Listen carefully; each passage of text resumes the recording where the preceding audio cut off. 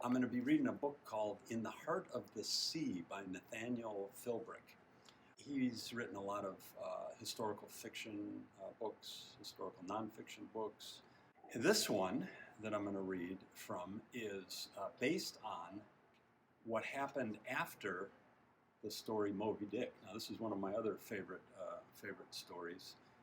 Moby Dick was a story about a whale ship that got wrecked by a whale. The whale actually crashed into the ship.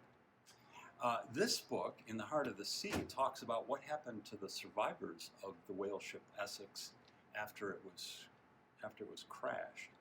So that's what we're going to do now. It's got pictures of the boats and what's all in there. It's got maps and stuff, so it's pretty cool. I'm going to read what's called a preface, and this is kind of like an overview of what happened in the book. So, but it starts out the preface. February 23rd, 1821. That's when this story took place, 1821. Like a giant bird of prey, the whale ship moved lazily up the western coast of South America, zigging and zagging across a living sea of oil.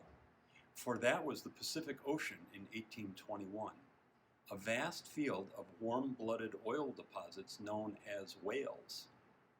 Harvesting whales, the largest toothed whales in existence, was no easy matter. 6 men would set out from the ship in a small rowboat, row up to their prey, harpoon it, then attempt to stab it to death with a lance. The 60-ton creature could destroy that boat with a flick of its tail, throwing the men into the cold ocean water, often miles from their ship. Then came the enormous task of transforming a dead whale into oil. By the way, oil was used to, this was before electricity, and they had to light their homes with oil. They had oil lamps, and they would put the oil in it, and the best oil was whale oil. But it was hard to get. Then came the enormous task of transforming a dead whale into oil, ripping off it. Oh, this is kind of gruesome for school children, isn't it? I'm going to read on anyways. Ripping off its blubber, chopping it up, and boiling it into the high-grade oil that lit the streets and lubricated the machines of the industrial age. That all of this was conducted in the limitless Pacific Ocean meant that the whalemen of the early 19th century were not merely seagoing hunters and factory workers, but also explorers, pushing out farther and farther into the scarcely charted wilderness larger than all the Earth's land masses combined. Remember, the Earth is mostly covered with water. For more than a century, the headquarters of the global oil industry had been a little island called Nantucket, 24 miles off the coast of southern New England.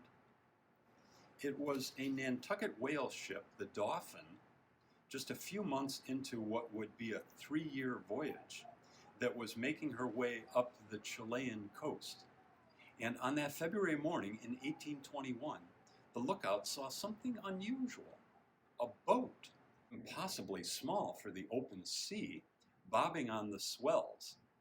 The ship's captain, the 37-year-old Zamiri Coffin, trained his spyglass on the mysterious craft with keen curiosity. He soon realized that it was a whale boat, a double-ended and about 25-foot-long boat that the whalers used to row from the ship to catch their prey.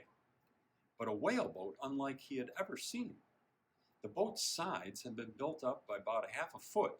2 makeshift masts had been rigged, transforming the rowing vessel into a rudimentary sailing boat.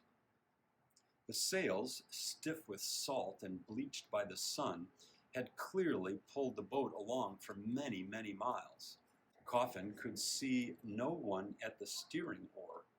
He turned to the man at the Dauphin's wheel and belted, "Hard up the helm!"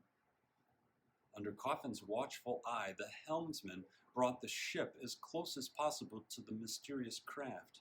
Even though their momentum quickly swept them past it, the brief seconds during which the ship loomed over the open boat presented a sight that would stay with the crew for the rest of their lives.